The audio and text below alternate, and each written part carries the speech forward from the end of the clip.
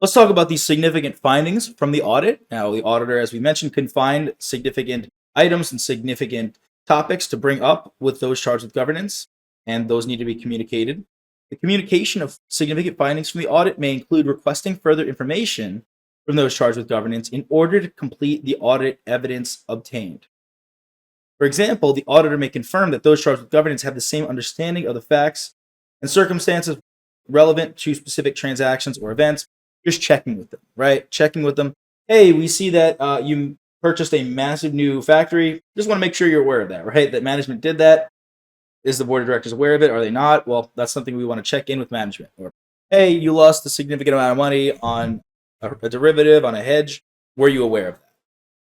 If fraud in spending a grant or restricted funding, so this touching on a little governmental single audit topic here, is detected by the auditor, the first to be informed is the agency that provided the grant. This sentence, this phrase, this is included in the single audit lesson as well. Just an important point, since it does delve into communication, figured we include it here. This is more specific to single audits, but it doesn't apply to other engagement types.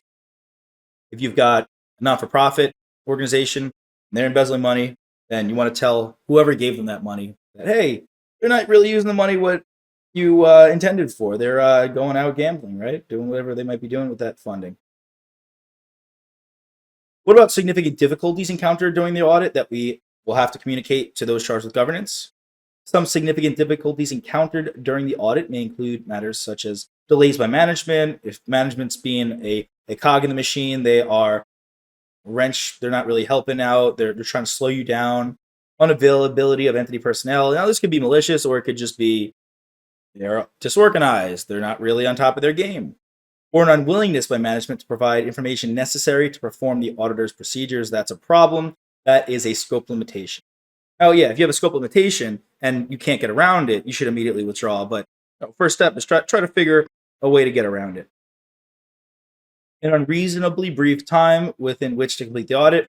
If you know the audit and similar audits should take about 3 months, and they say, hey, get it done in a week, it's kind of just like if you're dealing with construction and someone says, hey, get this house built in a week. Well, yeah, you're going to tell whoever hired you, that's not really feasible. Extensive, unexpected effort required to obtain sufficient appropriate evidence. If it's just a pain and it's taking forever to get bank statements, to get accounting records, to get general ledgers and trial balances, that's something that would be considered a significant difficulty. And as such, it's something that should be communicated. Building on that, unavailability of expected information, if you just don't get it at all. Also, restrictions imposed on the auditor by management, that's scope limitations. So you see, a lot of these just have to do with scope limitations. And lastly, management's unwillingness to perform or extend its evaluation of the entity's ability to continue as a going concern to meet the period of time required by GAAP when requested. If we are having issues, and I'll build on this as well, I'll say, if we're having issues with accounting estimates, accruing contingencies and commitments, we're having problems with management saying we're not really going to disclose that we are having going concern issues that possibly might lead towards bankruptcy, we are going to include this as a significant difficulty. I would just say this last point also, just disagreements with management that are significant. In some circumstances, such difficulties may constitute a scope limitation, as I said for a lot of these, right? That leads to a modification of the auditor's opinion. Hey there! Are you ready to not only pass your CPA exams, but truly understand and enjoy the material while studying? I know it seems impossible, right? Especially to enjoy the material? We'll do it together. Tap into the power of CPA.examprep.ai, where we've got personalized quizzes, multiple choice questions, memorization guides, flashcards, simulations, all tailored to your learning.